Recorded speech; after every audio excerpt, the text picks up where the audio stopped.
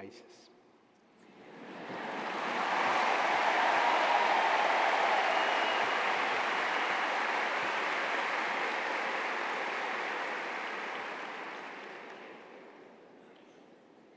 La alegría de la vida verdadera que acabamos de escuchar del Evangelio de Juan se da en el contexto de la última cena de Jesús.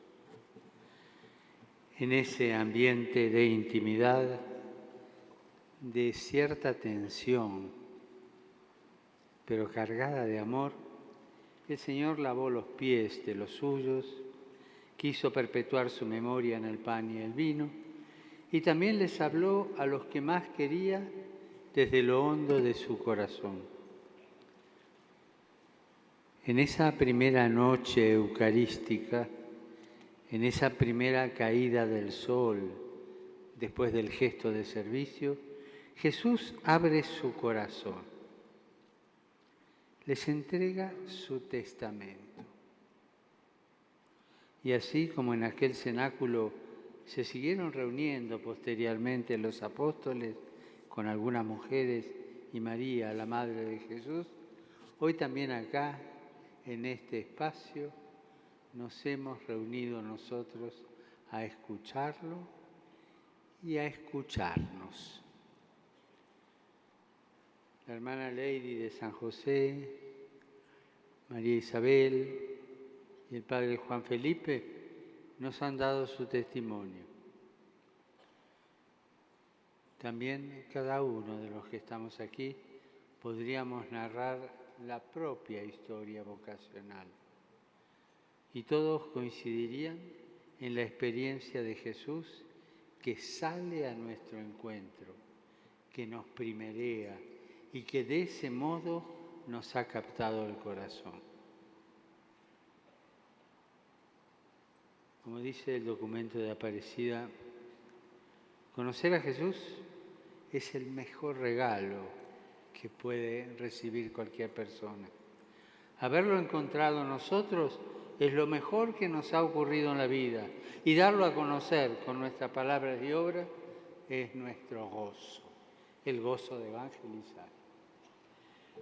Muchos de ustedes, jóvenes, habrán descubierto este Jesús vivo en sus comunidades de un fervor apostólico contagioso que entusiasman y suscitan atracción.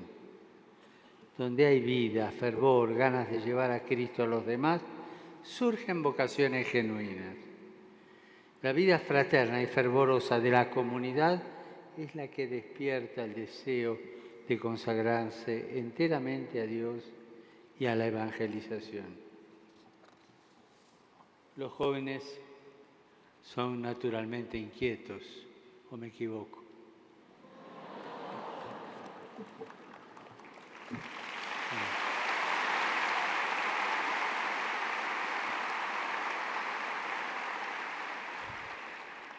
Y aquí quiero detenerme un instante y hacer memoria dolorosa.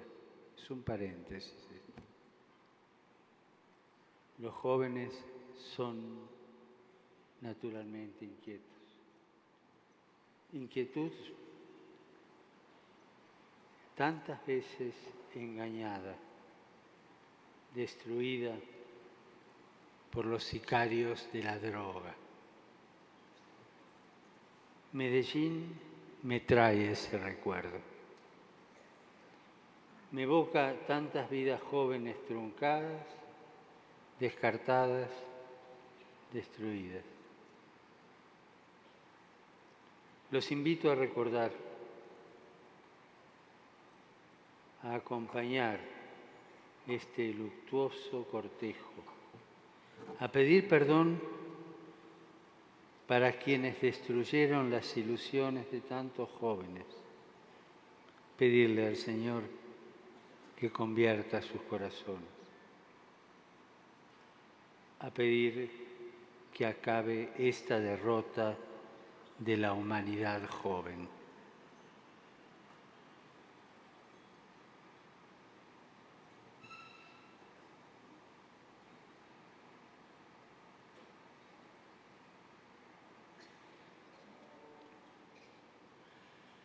Los jóvenes son naturalmente inquietos y si bien asistimos a una crisis del compromiso y de los lazos comunitarios, son muchos los jóvenes que se solidarizan ante los males del mundo y se embarcan en diversas formas de militancia y de voluntariado. Son muchos. Y algunos, sí, son católicos practicantes. Otros son católicos al agua de rosa, como decía mi abuela, ¿no?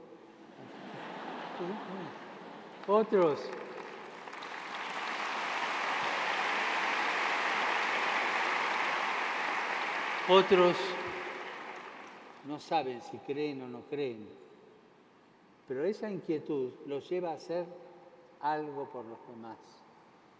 Esa inquietud hace llenar los voluntariados de todo el mundo de rostros jóvenes. Hay que encauzar la inquietud. Cuando lo hacen captados por Jesús, sintiéndose parte de la comunidad, se convierten en callejeros de la fe, felices de llevar a Jesucristo a cada esquina, a cada plaza, a cada rincón de la tierra. ¿Y cuántos, sin saber que lo están llevando, lo llevan? Esa riqueza de callejear sirviendo, de ser callejeros de una fe que quizás ellos mismos no terminan de entender. Es testimonio que nos abre a la acción del Espíritu Santo que entra y nos va trabajando el corazón. En uno de los viajes, en la jornada de la juventud de Polonia, en el almuerzo que tuve con los jóvenes, con 15 jóvenes y el arzobispo, uno me preguntó, ¿qué le puedo decir yo a un compañero mío joven que es ateo, que no cree? ¿Qué argumento le puedo dar? Y a mí se me ocurrió contestarle, mira, lo último que tenés que hacer es decirle algo. Se quedó mirando.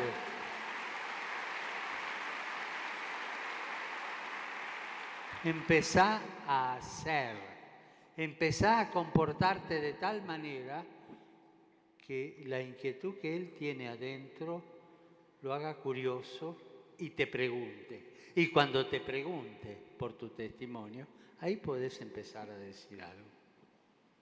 Es tan importante ese callejear la fe, callejear la vida. Y esa es la vid a la que se refiere Jesús en el texto que hemos proclamado. La vid es todo ese pueblo de la alianza. Profetas como Jeremías, Isaías, Ezequiel, se refieren a él como una vid. Hasta un salmo, el 80, canta diciendo, tú sacaste de Egipto una vid, le preparaste terreno, echó raíces y llenó toda la región.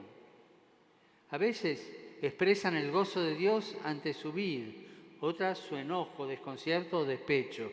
Jamás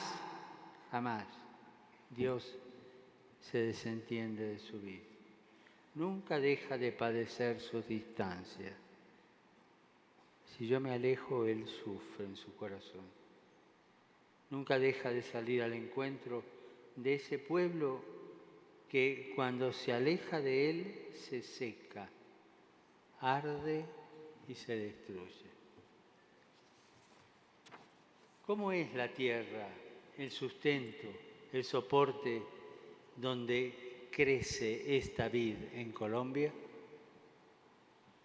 ¿En qué contextos se generan los frutos de las vocaciones de especial consagración? Seguramente en ambientes llenos de contradicciones, de claroscuros de situaciones vinculares complejas. Nos gustaría contar con un mundo con familias y vínculos más llanos, pero somos parte de este cambio de época, de esta crisis cultural. Y en medio de ella, contando con ella, Dios sigue llamando. O sea, que a mí que no me vengan con el cuento de que no, claro, no hay tantas ocasiones de especial consagración, porque claro, con esta crisis que vivimos. ¿Eso sabe qué es? Cuento chino. ¿Clarito?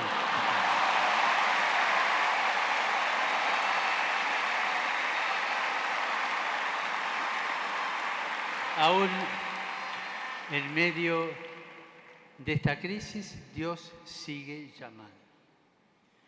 Sería casi evasivo pensar que todos ustedes han escuchado el llamado de Dios en medio de familias sostenidas por un amor fuerte y lleno de valores como la generosidad, el compromiso, la fidelidad o la paciencia. Algunos sí, pero no todos. Algunas familias, quiera Dios que muchas, son así.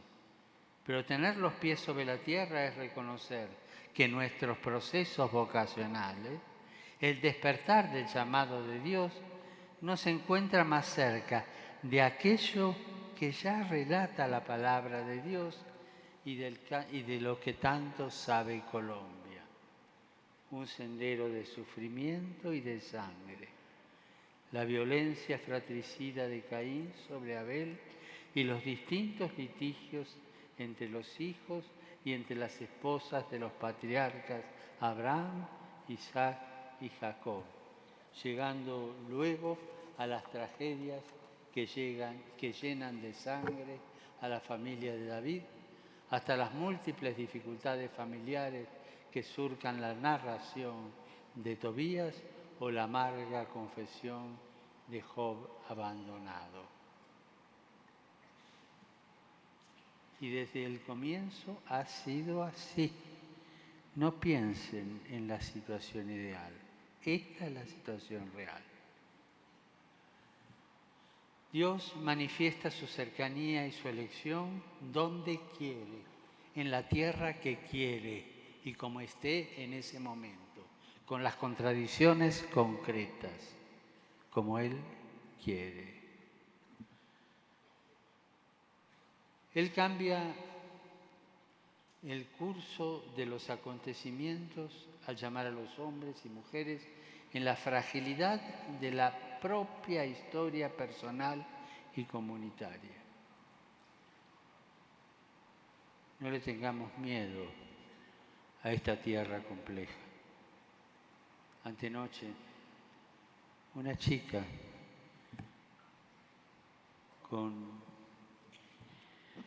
capacidades especiales en el grupo que me dio la bienvenida en la Anunciatura, habló que en el núcleo de lo humano está en la vulnerabilidad.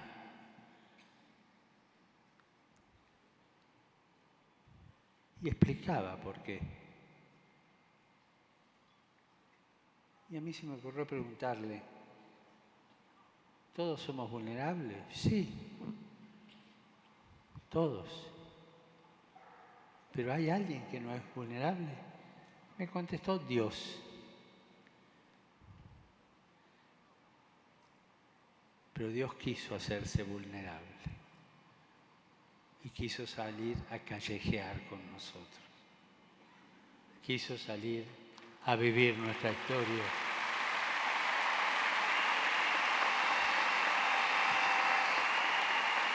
Tal como era. Quiso hacerse hombre en medio de una contradicción, en medio de algo incomprensible, con la aceptación de una chica que no comprendía pero obedeció, y de un hombre justo que siguió lo que le fue mandado. Pero todo eso en medio de contradicciones. No tengamos miedo en esta tierra compleja. Dios siempre ha hecho el milagro de generar buenos racimos como las arepas al desayuno.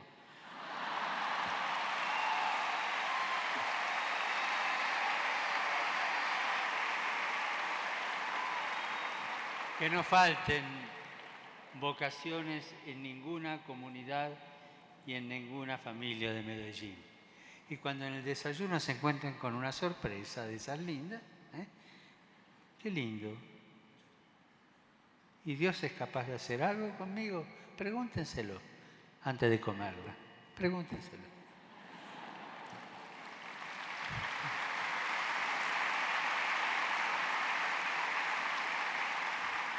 Y esta vida, que es la de Jesús, tiene el atributo de ser la verdadera.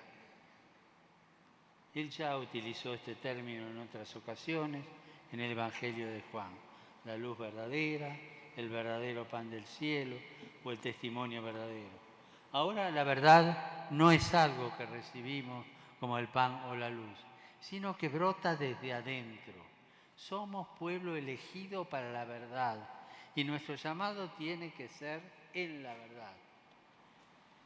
Si somos sarmientos de esa vid, si nuestra vocación está injertada en Jesús, no puede haber lugar para el engaño, la doblez, las opciones mezquinas. Todos tenemos que estar atentos para que cada sarmiento sirva para lo que fue pensado, para dar frutos. Yo estoy dispuesto a dar frutos. Desde los comienzos, a quienes le toca acompañar los procesos vocacionales, tendrán que motivar la recta intención, es decir, el deseo auténtico de configurarse con Jesús, el pastor, el amigo, el esposo. Cuando los procesos no son alimentados por esta savia verdadera que es el Espíritu de Jesús, entonces hacemos experiencia de la sequedad. Y Dios descubre con tristeza aquellos tallos ya muertos. Las vocaciones de especial consagración mueren cuando se quieren nutrir de honores, cuando están impulsadas por la búsqueda de una tranquilidad personal y de promoción social, cuando la motivación es subir de categoría, apegarse a intereses materiales,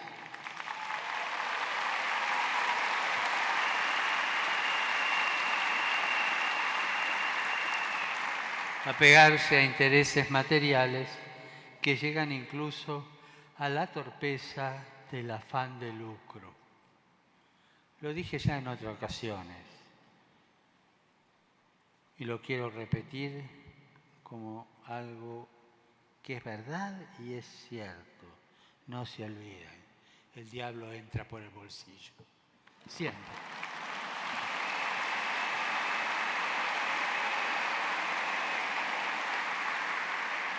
Esto no es privativo de los comienzos. Todos nosotros tenemos que estar atentos porque la corrupción en los hombres y la mujer y las mujeres que están en la iglesia empieza así, poquito a poquito. Luego, nos lo dice Jesús mismo, se enraiza en el corazón y acaba desalojando a Dios de la propia vida. No se puede servir a Dios y al dinero.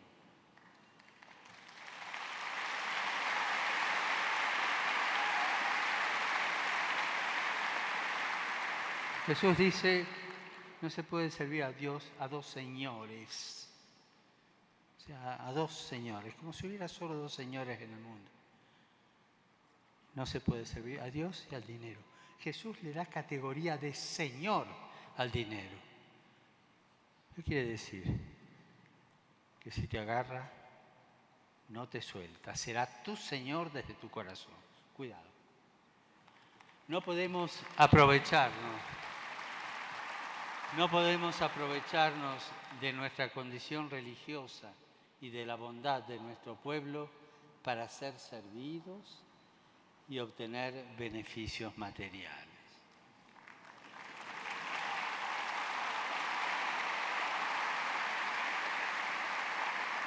Hay situaciones, estilos y opciones que muestran los signos de sequedad y de muerte. ¿Cuándo es eso? No pueden seguir entorpeciendo el fluir de la savia que alimenta y da vida.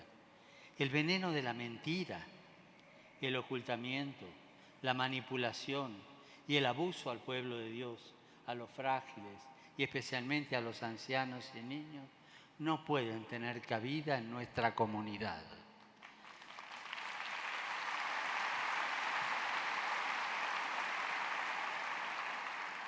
Cuando una consagrada, una comunidad, una institución, llámese parroquia, lo que sea, opta por ese estilo, es una rama seca. Solo hay que sentarse y esperar que el Señor la venga a cortar. Pero Dios no solo corta. La alegoría continúa diciendo que Dios limpia la vid de imperfecciones. Tan linda es la poda. Duele, pero es linda. La promesa es que daremos fruto y en abundancia, como el grano de trigo, si somos capaces de entregarnos, de donar la vida libremente. Tenemos en Colombia ejemplos de que esto es posible. Pensamos en Santa Laura Montoya, una religiosa admirable cuyas reliquias hoy tenemos aquí. Ella desde esta ciudad se prodigó en una gran obra misionera en favor de los indígenas de todo el país. La mujer consagrada, cuánto nos enseña de entrega silenciosa, abnegada, sin mayor interés que expresar el rostro maternal de Dios. Asimismo podemos recordar al beato Mariano de Jesús Euseollos,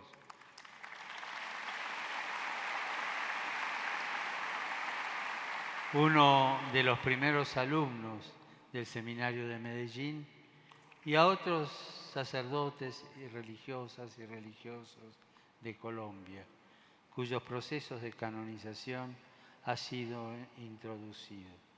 Como también otros tantos, miles de colombianos anónimos que en la sencillez de su vida cotidiana han sabido entregarse por el Evangelio y que ustedes seguramente llevarán en su memoria y serán estímulos de entrega. Todos nos muestran que es posible seguir fielmente la llamada del Señor, que es posible dar mucho fruto, aún ahora en estos tiempos y en este sitio. La buena noticia es que Él está dispuesto a limpiarnos. La buena noticia es que todavía no estamos terminados, estamos en proceso de fabricación. Que como buenos discípulos estamos en camino. ¿Cómo va cortando Jesús los factores de muerte que anidan en nuestra vida y distorsionan el llamado? Invitándonos a permanecer en Él. Permanecer no significa solamente estar, sino que indica mantener una relación vital, existencial, de absoluta necesidad. Es vivir y crecer en unión fecunda con Jesús, fuente de vida eterna. Permanecer en Jesús no puede ser una actitud meramente pasiva o un simple abandono sin consecuencias en la vida cotidiana. Siempre trae una consecuencia, siempre, ¿no? Y permítanme proponerles, porque está siendo un poco largo esto, 3. No van a decir que sí, así que no les creo. Permítanme,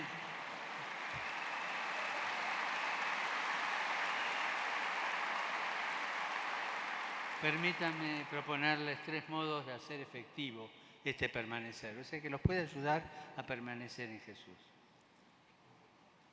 Primero, permanecemos en Jesús tocando la humanidad de Jesús, con la mirada y los sentimientos de Jesús, que contempla la realidad, no como juez, sino como buen samaritano, que reconoce los valores del pueblo con el que camina, así como sus heridas y sus pecados, que descubre el sufrimiento callado y se conmueve ante las necesidades de la persona, sobre todo cuando éstas se ven avasalladas por la injusticia, la pobreza indigna, la indiferencia o por la perversa acción de la corrupción y la violencia.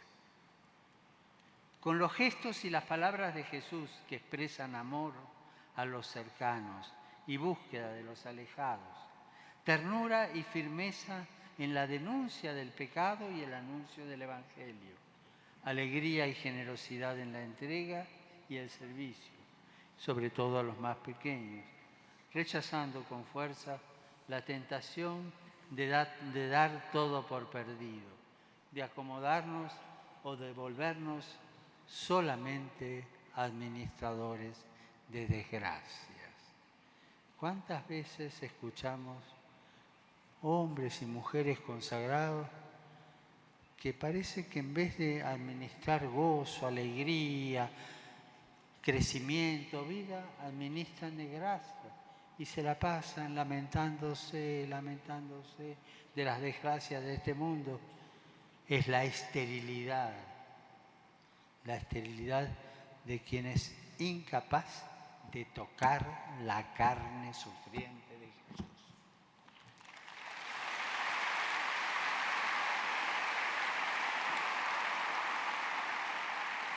Segundo, permanecemos contemplando su divinidad, despertando y sosteniendo la admiración por el estudio que acrecienta el conocimiento de Cristo, porque como recuerda San Agustín, no se puede amar a quien no se conoce. Privilegiando para ese conocimiento el encuentro con la Sagrada Escritura, especialmente el Evangelio, donde Cristo nos habla, nos revela su amor incondicional al Padre, nos contagia la alegría que brota de la obediencia a su voluntad y al servicio a sus hermanos. Yo les quiero hacer una pregunta, pero no me la respondan. Se la responde cada uno a sí mismo. ¿Cuántos minutos o cuántas horas leo el Evangelio o la Escritura por día? Se la contestan. Quien no conoce las Escrituras no conoce a Jesús. Quien no ama las Escrituras no ama a Jesús. Gastemos tiempo en una lectura orante de la palabra, en auscultar en ella qué quiere Dios para nosotros y para nuestro pueblo. Que todo nuestro estudio nos ayude a ser capaces de interpretar la realidad con los ojos de Dios.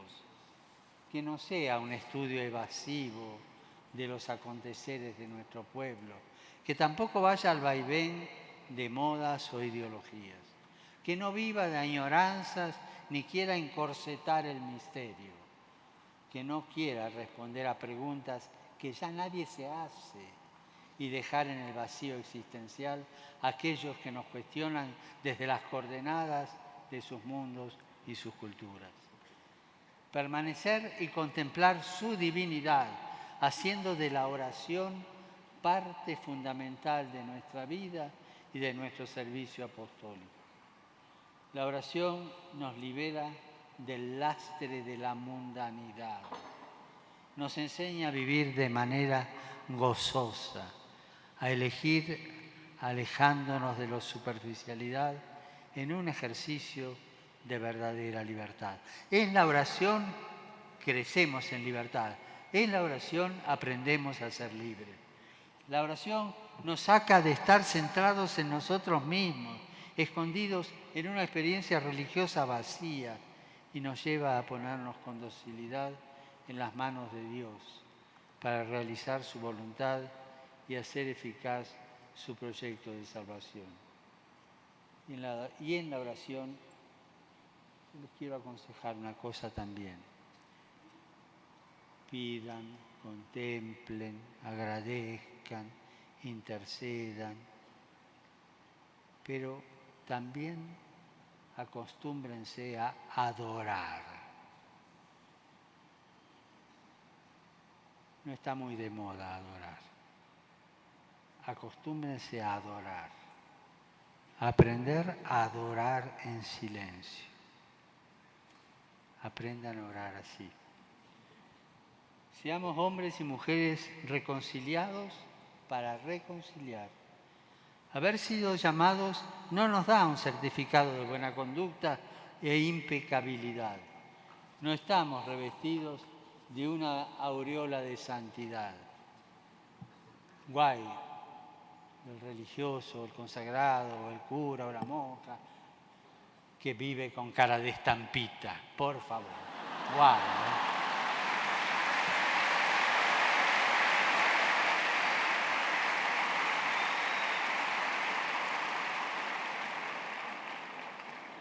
Todos somos pecadores. Todos necesitamos del perdón y la misericordia de Dios para levantarnos cada día. Él arranca lo que no está bien y hemos hecho mal, lo echa fuera de la viña, lo quema, nos deja limpios para poder dar fruto. Así es la fidelidad misericordiosa de Dios para con su pueblo, del que somos parte. Él nunca nos dejará tirados al costado del camino, nunca. Dios hace de todo para evitar que el pecado nos venza y que después nos cierre las puertas de nuestra vida a un futuro de esperanza y de gozo. Él hace de todo para evitar eso. Y si no lo logra, se queda al lado. Hasta que se me ocurra mirar para arriba, porque me doy cuenta que estoy caído. Así es Él.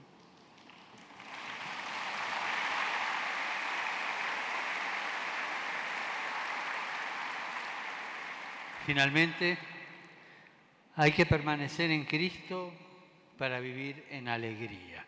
Tercero, permanecer para vivir en alegría. Si permanecemos en Él, su alegría estará con nosotros. No seremos discípulos tristes y apóstoles amargados. Lean el final de Evangelii Nuntiandi. Nos aconseja esto. Al contrario, reflejaremos y portaremos la alegría verdadera, el gozo pleno que nadie nos va a poder quitar. Difundiremos la esperanza de nuestra vida que Cristo nos ha traído. El llamado de Dios no es una carga pesada que nos roba la alegría. ¿Que es pesada? A veces sí, pero no nos roba la alegría. A través de ese peso también nos da la alegría.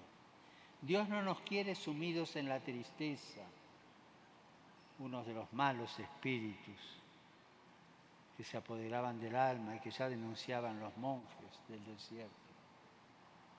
Dios no nos quiere sumidos en el cansancio que viene de actividades mal vividas, sino una espiritualidad que haga feliz nuestra vida y aún nuestras fatigas.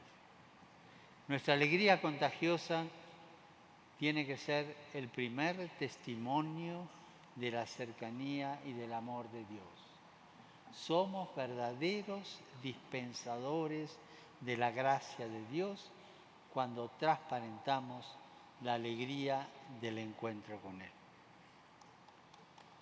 En el Génesis, después del diluvio, Noé planta una vid como signo del nuevo comienzo. Finalizando el Éxodo, los que Moisés envió a inspeccionar la tierra prometida volvieron con un racimo de uvas de este tamaño.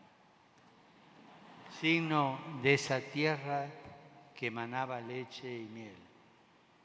Dios se ha fijado en nosotros, en nuestras comunidades y en nuestras familias. Están aquí presentes y me parece muy de buen gusto que estén los padres y las madres de los consagrados, los sacerdotes y las conclaves.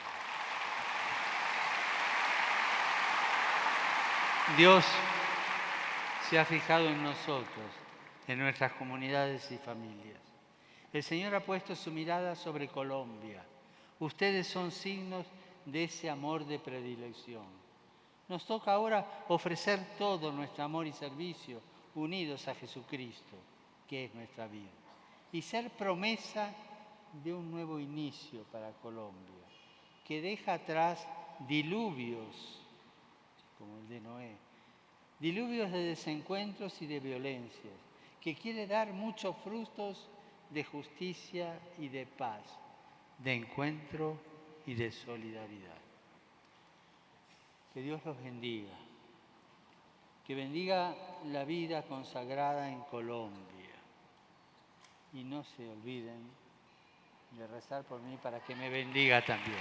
Gracias.